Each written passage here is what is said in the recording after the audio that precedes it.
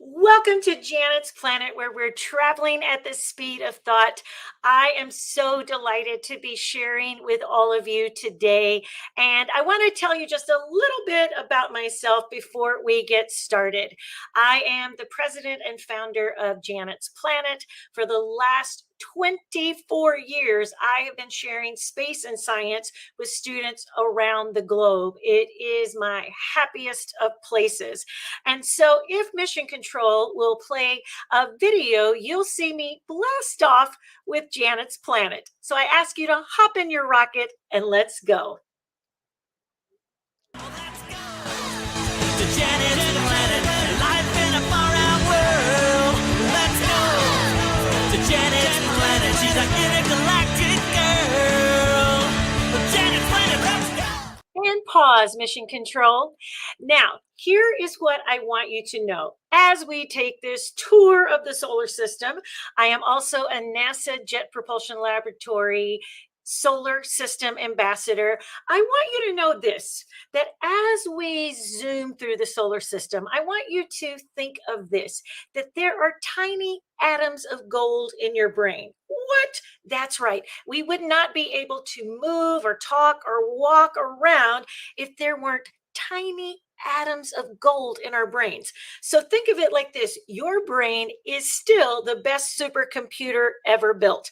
Not ChatGPT, but yes, you. And we know that all the gold ever created in our universe happened billions of years ago when these two neutron stars collided. So just know that you have something in common with the hearts of stars, that there are tiny atoms of gold inside of you. So we're going to think travel through our solar system. All right, Mission Control is going to start the rocket. And I want you to imagine that you can begin to feel the yee and the yaw of that rocket as we blast off. And if you can see, oh yes, you'll feel like, imagine sitting there on the launch pad, and then all of a sudden you feel the rumble. 10, 9, 8, 7, 6, 5, 4, 3, 2, 1. Blast off.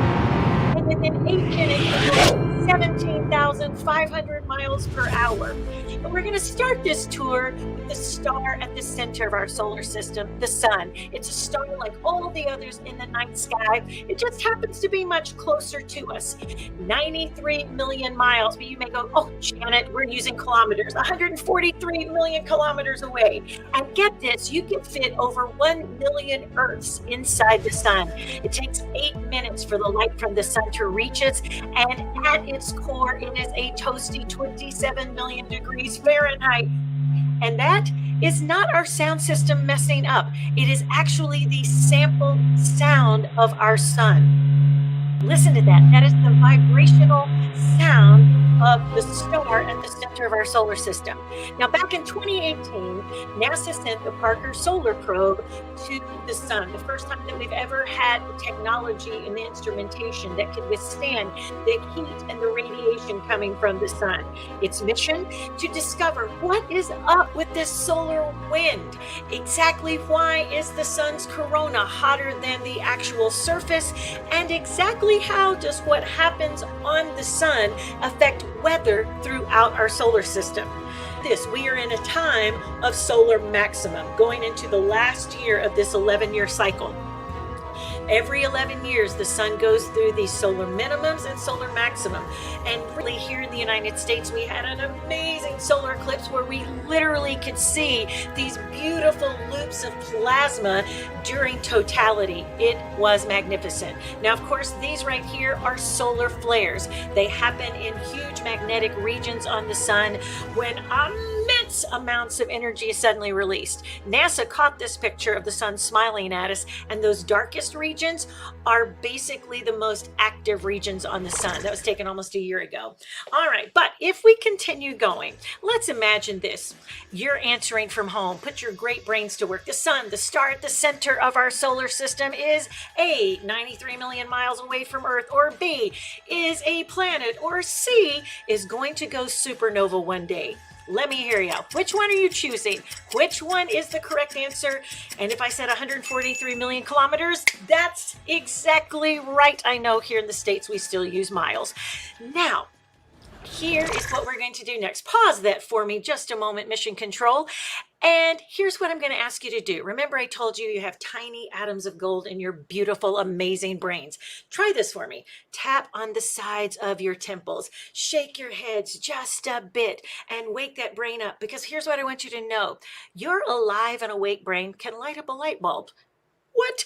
It would hurt if we could plug it in. But again, it's amazing amount of energy. So I'm going to invite you to think travel. And so again, start this. Mission Control, you can ignite those engines again and we can fast forward. But I want everybody out there. Let's make this image move. And here we go. We're floating all the way to Mercury from the sun. Mercury is the first planet in our solar system. And what I want you to remember about Mercury is that Mercury was named after the Roman messenger of the gods because it's so speedy and quick as it orbits the sun. Consider this, if orbits were racetracks, Mercury would win every single time because it is orbiting the sun at over 100,000 miles an hour. Whew, are you exhausted? I would be. Now, here's the other weird thing though. It is turning so slowly on its axis that actually a sidereal day on Mercury is 59.5 Earth days. I know, its day is almost as long as its year. And in the daytime, it gets almost to 800 degrees Fahrenheit. At nighttime, minus 290 degrees Fahrenheit. Yikes, super cold. But again, it's like its rotation is super slow, giving it a very, very long day, and its orbit is super fast. Its year, just 88 days.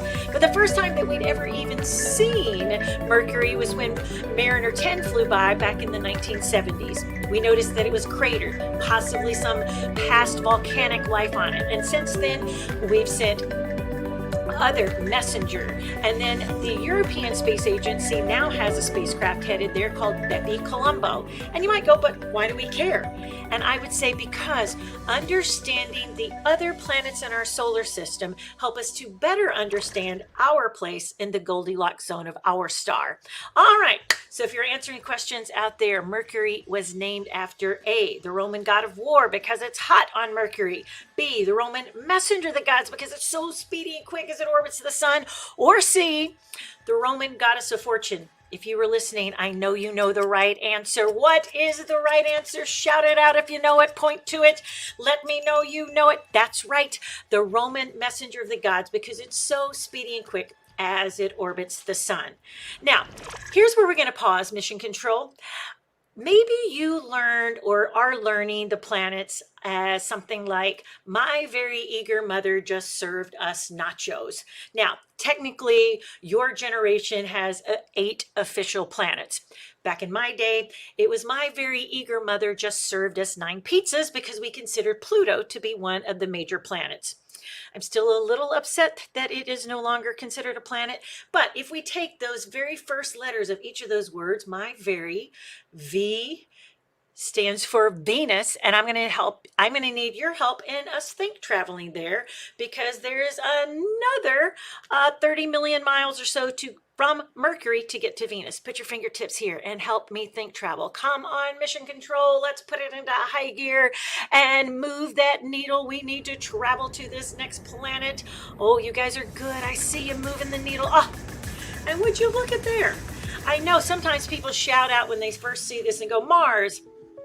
It does kind of have that same sort of color, but Venus was named after the goddess of love and beauty, truly exquisite, and it is considered our morning and evening star, the brightest object in our sky other than our sun or our moon, mainly because it is densely covered in clouds. But get this, before we go into that part, Venus is considered Earth's sister planet. Look at it.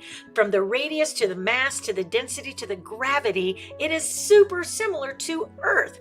But Again, if you were to encircle your head and kind of like wrap your arms and do this right here, you would discover that Venus is covered in these two dense layers of clouds. And scientists believe that that is caused by the release of sulfur dioxide gas from all of the volcanoes on Venus. And you guys, the Russians actually sent spacecraft to Venus, and the longest that any of these spacecraft ever lasted, they did get some great data. It was less than 2 hours. But let's go back to those two dense layers of clouds. Here's what happens and why Venus shines back so brightly and reflects light so brightly in our night sky. As the sunlight hits it, those clouds reflect the light back. And did I mention that it rains acid on Venus? My spacesuit would melt, my skin would melt. Yeah, and it's hot on Venus, almost 890 degrees Fahrenheit, and it's 90 times more the pressure at sea level than it is here on planet Earth. So my lungs would crush, there'd be raining acid, and it's too hot. So you might go, well, what is the point? Well, the point is actually that we can discover a lot about extreme global warming and maybe what to avoid here on planet Earth. Are there any lessons we can glean from this very, very hot planet? Now, we have discovered phosphine in the upper atmosphere of Venus. One day, scientists and some other visionaries even think that we might be able to live in cloud cities, that the upper atmosphere of Venus might be stable enough for, I don't know, like cloud condos or something. Again, it's marvelous to think about and sound science fiction, but what do we know? A lot of times science fiction turns into science reality 50 to 100 years from now. But let's take this little trivia test. Who was listening here? I've said lots of things. All right, Mission Control, let's see this question. Venus is covered in A, sandy beaches, B, craters, or C, volcanoes. Who remembers what the answer might be? Remember, it's that sulfur dioxide release that might cause that dense cloud cover. You are correct. Volcanoes on Venus. Yep. That sounds incredibly too hot. I am kind of like, I like it warm, but not crazy. Oh, and what is this beautiful blue ball? Yes, home to all of us Earthlings. All right, here's what I want you to do. Put your fingertips on the sides of your temples and help me think travel all the way to this planet. Remember, you're traveling in my Janet's Planet rocket. Let's go another 30 million miles or so. Come on, put your best thoughts out there. Your amazing supercomputer brain, all of that genius. As we take a look at this beautiful blue ball, home to all of us, currently almost 8 billion people, in your lifetimes, you might see that number go up to 9 to 11 billion. So how do we be kind to one another, make peace with one another, provide and make shelter for one another? Because here's what I want you to do. Everybody, put your elbow in your palm and tilt your hand about 23.5 degrees. Right now, we're tilted at 23.5 degrees on our axis. If we were tilted any more toward the sun, we would burn up. Tilted any further away, we would live constantly the whole planet on a frozen tundra. Tilted exactly at 23.5 degrees on our axis. And even though you can't feel it, we're going, depending on where you are on the planet at any given moment, anywhere from 800 to 1100 miles per hour. And that rotation on our axis, which takes 24 hours, is what gives us our day and night.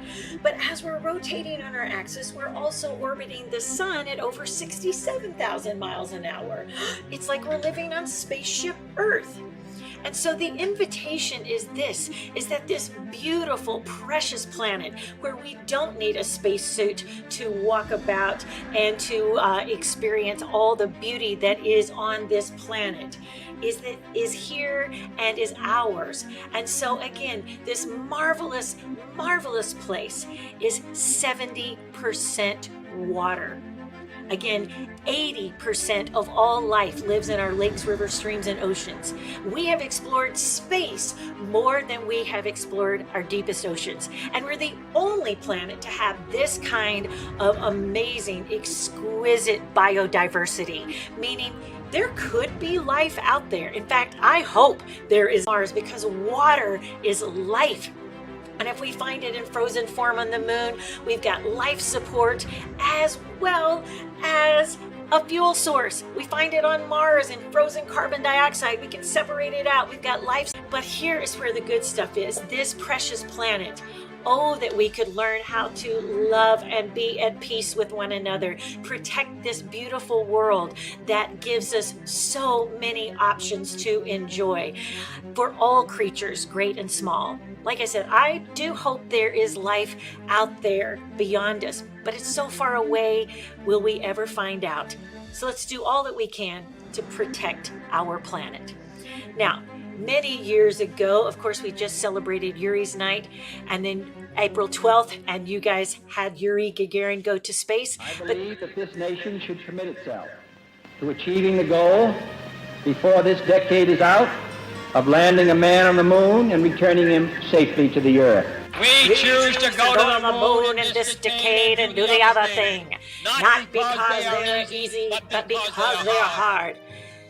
Humans love hard things, and, the Russians with Yuri Gagarin, that first cosmonaut in space, happened on April 12th, 1961. And by the end of the decade, on July 16th, 1969, Apollo 11 is launching from the Kennedy Space Center. On board, Michael Collins, Neil Armstrong, and Buzz Aldrin. As they that lunar lander neared the surface, they realized that it's like that was the onboard computer was steering them dangerously close to the crater. Neil Armstrong puts it in manual control. Mission control is going, what's happening? And with 20 seconds of fuel left. Tranquility Base here. The Eagle has landed. Now, it would take him hours before he would don the suit, open that hatch, climb down that ladder, and say these very famous words. Step off the limb now. That's one small step for man, one giant leap for mankind. Now, they would spend hours on the moon. 12 men have walked on the moon so far. Hopefully in our lifetimes, we'll see people return to the moon and even onto Mars. But listen right now to what some Apollo astronauts had to say about their experience from space. In Earth orbit, the horizon is just slightly curved. When you head on out to the moon, that horizon slowly curves around and upon itself, and all of a sudden you're looking at something that's very strange, but is very, very familiar. Oh my God, look at that picture over there. Wow, is that pretty? You can put your thumb up, and you can hide the Earth behind your thumb. Everything that you have ever known, all behind your thumb. Nothing bigger than that, way up there. It's really beautiful. You can cry. Imagine you can hide the entire world, our whole world, behind your thumb way up there. But they were the Apollo generation. You are the Artemis generation, and NASA has a message for all of you. 50 years ago, we went to the moon. We called it Apollo. What many people don't know is that Apollo had a twin. She was a woman named Artemis, goddess of the moon. We are returning to the moon as a new generation of explorers. This time to stay. And to prepare to achieve humanity's next giant leap of sending the first human missions to Mars. We believe our course will redefine what is possible. That we would discover life-saving, earth-changing science. And that the challenges ahead will inspire generations. This is our manifest. For all who wondered if we could return. For all who dreamed of pressing beyond. This is your calling. We go for all of America. We go. We go as the Artemis Generation. We go. Who among you wants to go? And maybe one of you out there will be the first to walk on Mars. Now, Christina Cook will be the first female to orbit the moon.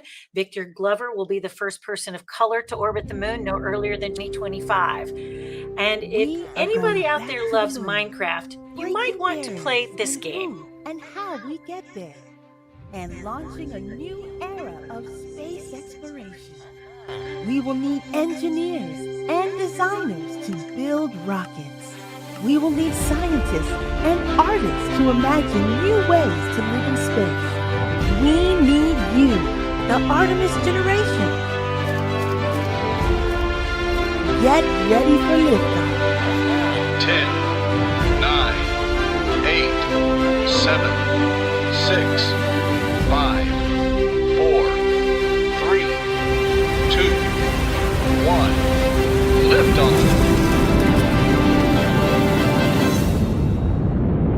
And where I think it's funny, this is free to play. The exact address will play here just a moment. Minecraft is the only place I know that the moon is square, but it is free with Minecraft education, and you can find it right there. But if my friend Robert Howard Jr. has his way, he's been working his entire career to get humans back to the moon.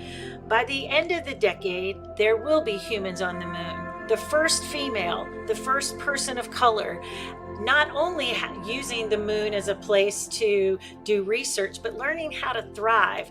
The moon will literally become a future training ground for how we work and thrive on Mars. So imagine all of my future astronauts or space explorers out there, how we're going to get there. But let's take this. Earth is the only place we know to have A, puppies, B, cats, C, humans, or D, all of the above. Now, I'm not sure this is a trick question or not, but I would be very interested in the YouTube chat or wherever you're watching this to tell me. Now, some would think all of the above, but I will tell you that some very smart children have told C, humans, because we can only hope that there are space cats and space dogs out there. Now, as we continue to travel, put your fingertips here. Remember to ignite that beautiful brain of yours with those tiny atoms of gold. Let's think travel. We got about 50 million miles to go from Earth to get to Mars. Here we go. All right, the beautiful red planet. I need all of your grand thought power. Oh, I feel it all the way across the globe. Now, Sojourner Truth was about the size of a briefcase. Spirit and Opportunity, actually named by a little Russian girl. Curiosity, which was about the size of a small SUV, and then Perseverance landed in February 2021, along with the helicopter Ingenuity, which flew 72 flights before it broke its rotor. Now, if I were to ask you to do this, I want you to pretend like you have the continents of the globe and get rid of the oceans and crumple all of those continents up into one ball, and that would be the size of Mars. I want it to be bigger. It just isn't. It is the second smallest planet, and it was named after the Roman god of war because we associate the color red with war. And there is tons of iron oxide and rust in Martian soil, so thus it is named Mars. Miles high, 3.5 times taller than our Mount Everest. It also has a Grand Canyon, much like the Grand Canyon in the US, only it's 4 times deeper and 10 times longer than our Grand Canyon. A year on Mars is 687 days. A day on Mars is 24 hours and 39 minutes roughly. What could I do with that extra 39 minutes? And dust storms can last for months on Mars. It's what actually took out Spirit and Opportunity. Eventually dust and it never came off so that their solar panels could charge again.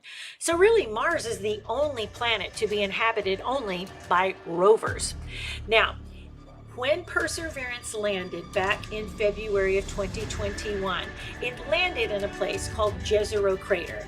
Its mission to look for ancient signs of life or fossilized life, any microbial life. Is there anything living? And where better to look than an old ancient riverbed? It is currently caching samples, and even now as I speak, there's an article out today that sample return mission is on the chopping block. People have to figure out a way to get those samples here earlier. We want it before 2040. We want people on Mars in the 2030s and no later than 2045. I truly believe you will see this in your lifetime, but again, we'll have to partner with partners around the globe to get those samples back to Earth. Hopefully, you guys will be the ones inspecting them as researchers and going, oh my gosh, we should totally go to Mars. But let's think of it like this. Mars is the only planet to be inhabited only by A, rovers, B, aliens, or C, Elon Musk. I mean, that's possible too. But what do you think? I know you know the answer to this. And yes, it is rovers. Even the rovers have not seen any aliens there. So I think it's safe to say. Now, if I were to ask you what is next, and you guys go, wait a minute, what is in between the inner planets and the outer planets? And what did you say? Oh, that's right, asteroid belt. So help me think travel to the asteroid belt. And again, here we go. And here's what I like to kind of share with everyone, or a way to think about the asteroid belt, that it's just basically the leftover remnants of when the solar system was forming. At least that's what most astrophysicists believe. And there's a huge gap called Kirkwood Gap. Some of these asteroids are tiny, like a grain of sand. Some are huge, like Ceres. That's the largest asteroid in the asteroid belt, once considered a planet, now a dwarf planet, much like Pluto. But last year, March, this was so exciting. Everybody grab your fist and your palm and punch your hand like that. What happened? Yeah, punch it again. What happened in March of last year, NASA had a mission called DART, the Double Asteroid Redirection Test. And basically they wanted to see if they crash landed a spacecraft into an asteroid, could they move its trajectory?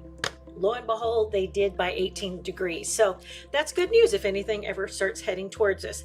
But maybe one of my favorite missions to land in October 2020 was OSIRIS-REx on an asteroid called Bennu. And when it landed, what happened is it shot out nitrogen, and when that nitrogen basically kind of helped some of that debris on the surface get dislodged, then it vacuumed up that debris that it had loosened. And as it kind of picked up from the asteroid, scientists were really worried they would not get enough of a sample. Truth is, they got too much. But eventually, 3.5 days later, they would get the lid shut and it would be on its way home. Now, it would take it from 2020 to last fall in 2023 to arrive. And as it was careening back in, you got to remember, our atmosphere acts like a big brake. Feeling about 5,000 degrees on the outside there. And then by the time the parachutes deploy, it's only going about 20 miles an hour. And then you will hear all the technicians announce. Confirmation of touchdown. So we have touchdown. I repeat, EDL. FRC has touchdown. EDL is just NASA talk for entry, descent, and landing. Now that sample sits at the Johnson Space Center, where, again, just a couple of weeks ago, they revealed some of its contents inside that asteroid sample. Magnesium, calcium, other trace amounts of minerals. So again, more will be released soon, I am certain. But let me ask you a question about the asteroid belt. It is a cylinder forming, or C, a cosmic highway. I know you were listening, so the answer, of course, is shout it out if you know it, or put it in the chat. Look at there, how smart you are. That is right, made up of the leftover remnants of when the solar system was forming. Now, as we look at this next one, what is that big one that is situated, probably even protects us from things hitting us? Yep, you said Jupiter, so let's think travel there. It's interesting, you can almost apply the golden ratio to the distances in between the things in our solar system, because Jupiter is 484 million miles away from the sun. And again, it really protects us. It's named after the king of the Roman gods, again, because it is so massive. And consider it like this, that if we could fit 11 Earths across the front of Jupiter and still have room to spare. It's 2/3 the mass of everything in our solar system. But you can stand on the inner planets. They've got solid surfaces, but not Jupiter. It is primarily made of hydrogen and helium. If you've ever kind of sucked the air out of a helium balloon, and then your voice kind of sounds funny like that. Again, hydrogen and helium, but it is not going through nuclear fusion. That red spot is a great storm, much like a hurricane with 400-mile-per-hour winds. Consider this, the largest or kind of most intense kind of winds we get are maybe 150, 175 miles per hour.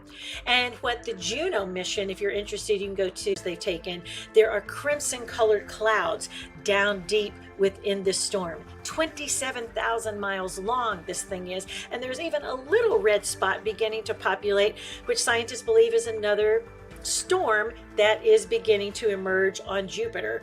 So how exactly are these processes happening? Why? Maybe most of all is fun is that Jupiter now has the most moons, 95.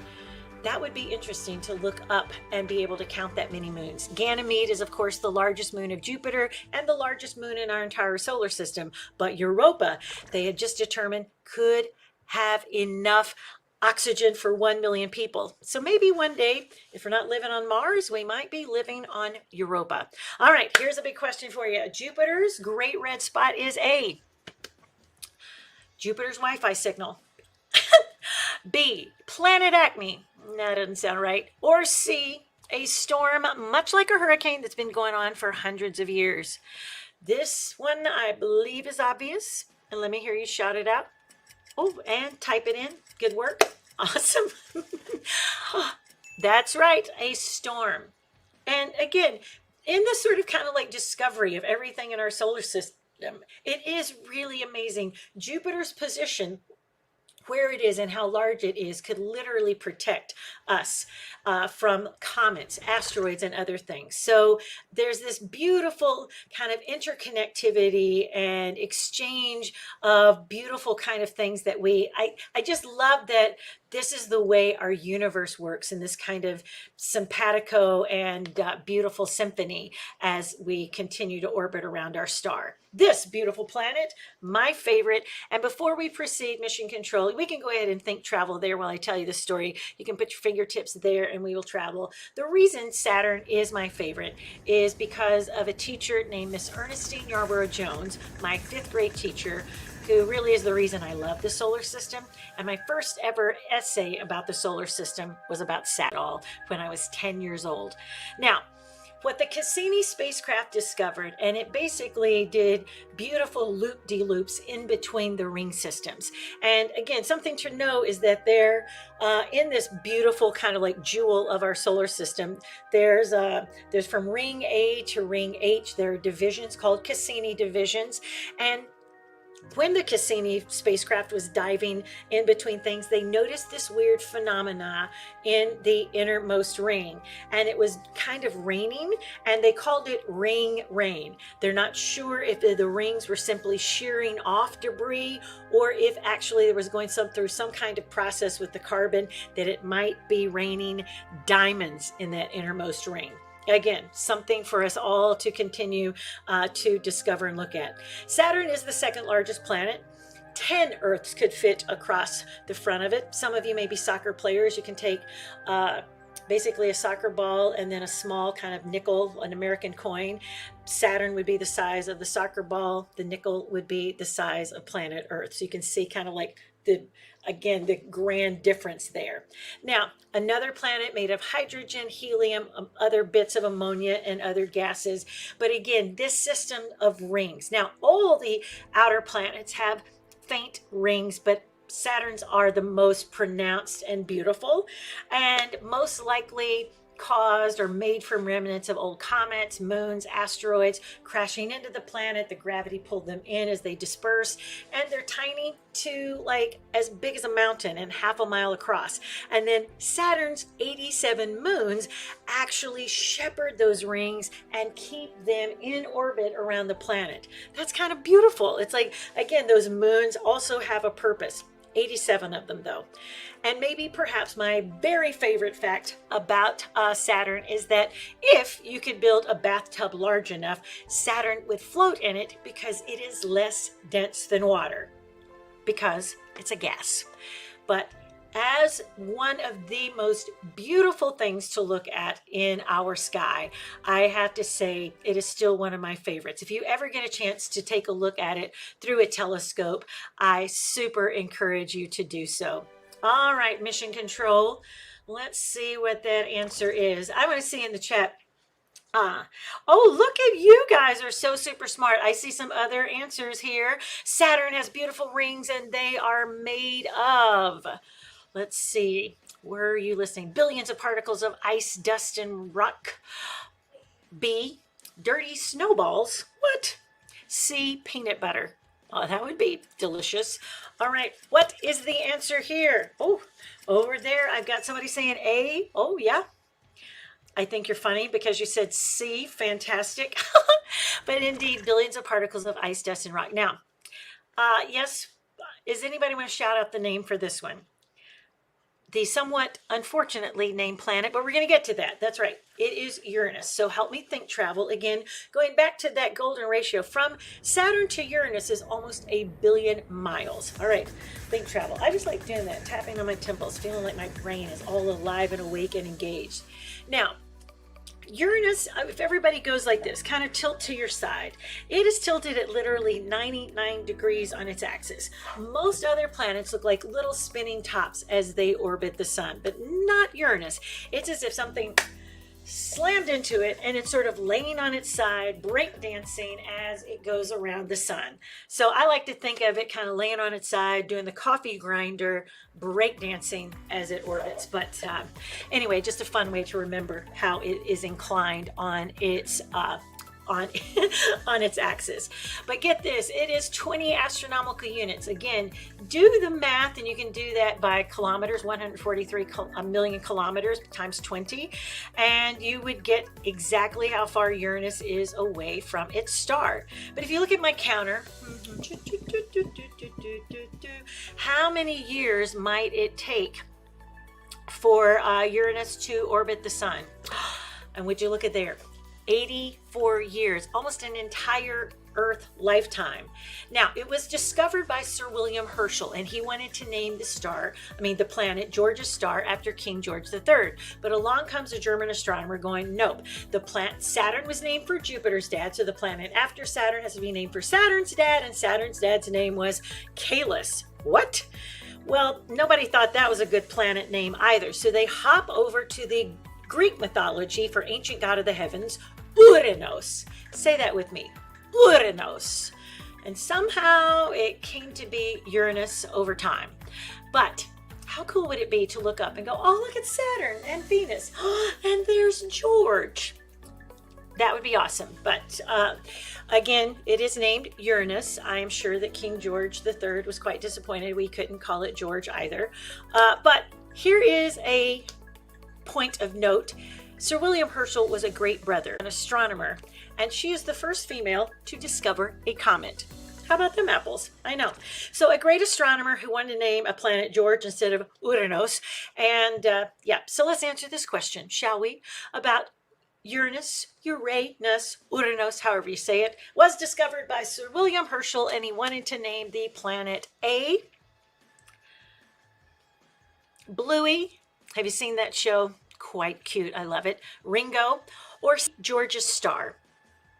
Yeah, we could rename it Bluey. I like that comment. I think it's George's star. I'm still going to go for George. Anybody out there named George? I'm going to give you a fist bump. All right. Now, this next planet is technically the number 8.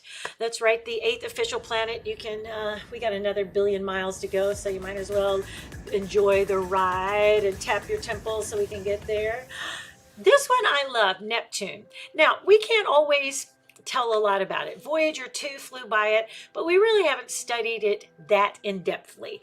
But we can tell a lot about something by the color that it radiates. And so that is a process in science called spectroscopy. And so again, we know that by its coloring, again, it's 30 astronomical units. Here are my mathematicians out there. Do 30 times 143 million kilometers. You'll get the distance from the sun. It also takes 165 years to orbit the star at the center of our solar system. Whew, it's a long year. But again, when we think about why does it shine and reflect back blue light? We believe that is because there is an ocean of methane down deep within. But it also has something in common with Jupiter. It has sonic boom, and then it's like you probably would be coming, oh, there it goes, and you become an icicle and blow apart into bits at 1,200 miles per hour. Crazy speeds. Now again, we have only ever flown by, so it's just a theory. But some scientists theorize that it might rain diamonds on Neptune because of the way carbon forms in the upper atmosphere. Now, I don't want to stand on Neptune and I don't want 1,200 mile per hour winds hitting me, but we might fly a spacecraft there with a little bucket and a robotic arm, scoop up some diamonds, come back and sell them. Who's with? Oh, my little friend down here is with me. All right, thanks, Olga. I'm with you. All right, now, Neptune has the fastest rings of all the planets. What? Winds of all the planets, or C, orbits of all the planets. Which one is it? All right. My little friend Koba, I know you've got the answers. You've been answering this whole time. I'm loving that you're online with me. That's right, winds of all the planets. So again, a marvelously diverse, interesting solar system. Now, please allow me to talk about the little planet that I love. I will say it's like Shakespeare, a planet by any other name, dwarf planet or not, is still a planet. Or anything not going through nuclear fusion, orbiting its star is still a planet, whether it's dwarf or not. But here are the stories I want to tell you. See this guy? His name is Clyde Tombaugh. When he was 18, he was going to go off to college and study astronomy. But the year that he was to attend college, his family's farm was hit and devastated by a terrible tornado and hailstorm. It was going to be impossible. Everything was destroyed, and he could no longer go to college or afford it. But instead, he built his own telescope out of old farm machine parts and the headlights off of his dad's old car. And so he began drawing what he was seeing and sending these pictures to the Lowell Observatory. And they're like, ooh, this kid is good.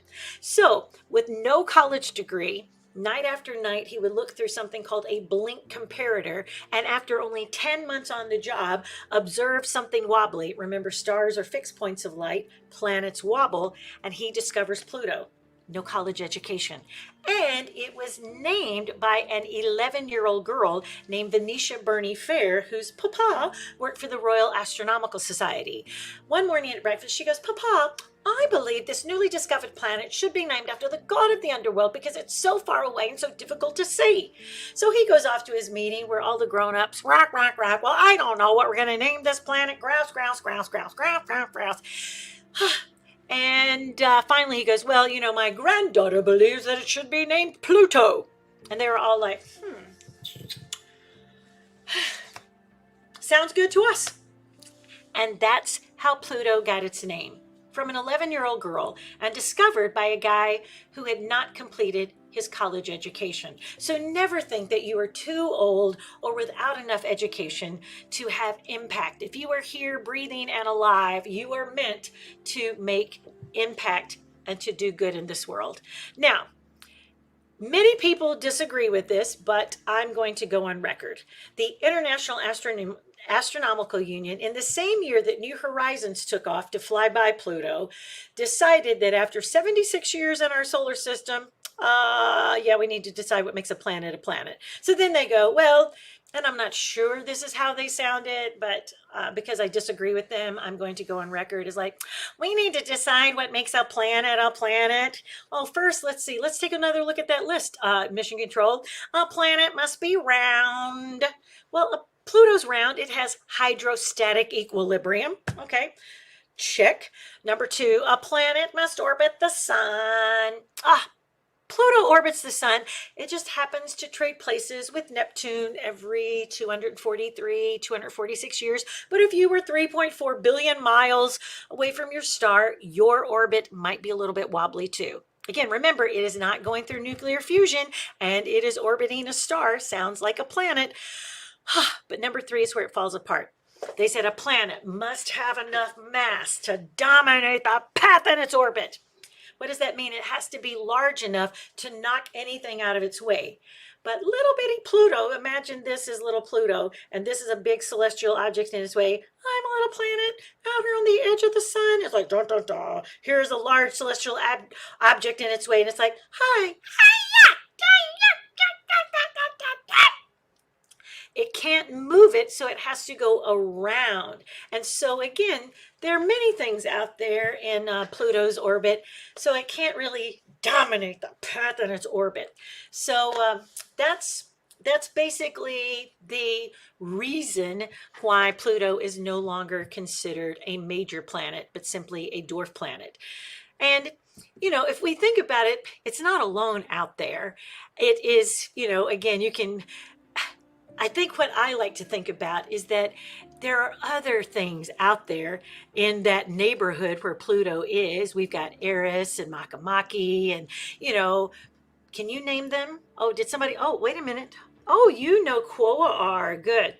Because again, it's just interesting to me the timing, because in that it was in August of 2006 that Pluto was demoted. But in this same year, go ahead, Mission Control. New Horizons, it was a beautiful, amazing spacecraft that I got to do outreach for. It was about the size of a baby grand piano. It set the highest launch speeds ever. And then about a year into its mission, it gets a humongous gravity assist from Jupiter. Now all of a sudden it's speeding through the solar system at about 51,000 miles per hour. And then finally, it took a long while to get there. 9 years, 5 months, and 25 days later, it flies by Pluto, revealing that it's got this heart on it. How can it not be a planet with a heart? That is actually called the Clyde-Tombaugh region. It has 11,000 feet ice mountains, a weird kind of plasma tail. So again, things are still being discovered. And that spacecraft continues to go further and further into the Kuiper Belt. And again, it flew by Arakoth back in 2019. But again, just remembering that they're so time together, this is maybe my favorite thing to tell you, that each of you are, as Carl Sagan said, star stuff. That's right, 100% star stuff. From the iron in your blood, to the calcium in your teeth, to the carbon in your DNA, you are literally made from the very same elements that exist in the hearts of stars. What? That's right. You are a thermodynamic miracle. Take that in. The chances of you being you with your very own duplicable, unrepeatable biological signature is something like 1 in 400 quadrillion. I mean, the probability of you being here is something like 10 to the power of never. And yet, here you are. So my question becomes this: what will you do with your one wild and wondrous life? What can you create or innovate or invent to make life better? That is your mission if you choose to accept it. I mean, feel all of that you're a thermodynamic miracle. Get this, we're related to each other biologically, Earth chemically, and to the universe atomically. Come on and stand in your true magnificence.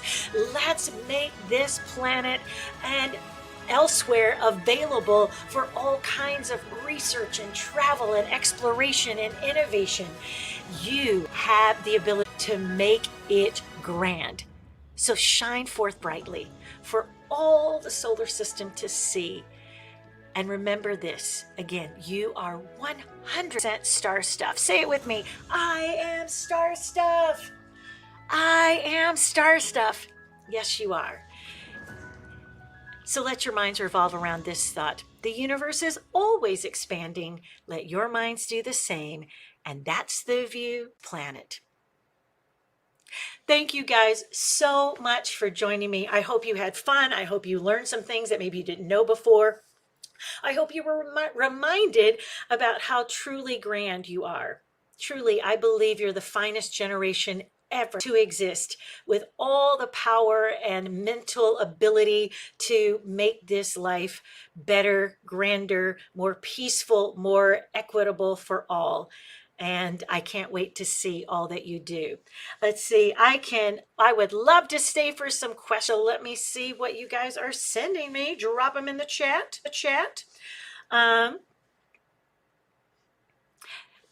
Thank you guys so much. We've got a few minutes. I don't want to pass anybody up. Many of you were having fun answering those questions in the chat. I super appreciated that. Brilliant, all of you. Oh, you totally know I would name a planet if my granddaughter or grandchild proposes one. Oh my gosh. You know what? I've told many of my students, so I'll say this to all of you. If anybody ever wants to name like a comet or an asteroid Janet's planet, I would be so honored. Probably my grandson Felix would want to name a planet Cheetah, because that's his favorite animal. I can already that. Oh yeah, See, what other question here? So yes, indeed, I would super name. Oh, how would you name a planet? Well, first of all, you would most likely be on a committee, or maybe you would be the astronomer to discover it. If you read up on Clyde Tombaugh, got a fantastic story. He went on to find a lot of comets and asteroids, and he named almost everything he discovered after a family member. So you can name it after a family member. You could be on a large scientific committee, part of a scientific team. But you know, there are many citizen science projects that you can join. NASA does it a lot, where you can participate in citizen science. You can do it through SLOOH, SLOOH, and look at a patch of sky. And if you discover something, guess what? The discoverer has a lot of say in how and what it named. This is a great, okay, I have never discovered one, but like I said, if I ever discover a planet, I might have to name them something cool after all of my grandkids. So I'd have to find and discover at least 4 things. I love your question. Have I ever been to space? I have not, but I have flown aboard called a microgravity flight, where basically the plane flies these things called parabolas, and it's basically they fly up at an angle as the plane tops. That the pilots reverse the engine, so the plane is falling, everything inside the plane is falling, and you experience microgravity, what astronauts experience in space, for about 20 to 25 seconds, and it was fabulous. I actually turned in my NASA astronaut application. I am a second round citizen astronaut candidate for another group, so I might one day be able to take a suborbital flight. So I have had dreams of going to space since I was a kid on the playground playing like we were blasting off. So how many of you guys have dreams of going to space? Ooh, a bunch of you. When do I believe humanity will get to Mars in the foreseeable future? I think if realistically, for a long time, 2033 was the goal. But again, humans are the most precious resource. We have rockets that can land rovers there. We have, the capability to get there. The question is, how do we land safely? Because the Martian atmosphere is so thin, so anything coming through is experiencing like 7 to 9 minutes of terror as it's trying to kind of, land properly. Certainly on the Perseverance rover, we learned things with the range trigger and the multiple kinds of like parachutes and heat shields that deployed, but we want to make it safe. My best guess is 2045.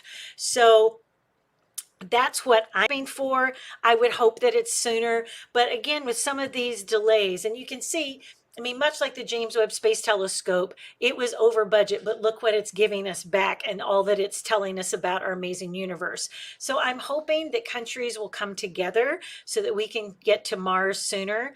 My best guess and hope is 2045, but I think definitely by the 22nd century, humans will be there living and working. Well, thank you, Alina. And again, so many great people here on it. Thank you for watching. If you have any questions, you can follow up with me at janet@janetsplanet.com. You can find me on my website, janetsplanet.com, and follow me on social media. I'd love to connect if I can help you at all. Mostly, I just want to encourage you. There is so much to be discovered. Please be the architects of the best future for all of us. We'll see you next time. All right. And that's the view from Janet's Planet, everybody. Have a great, great, wonderful day and evening.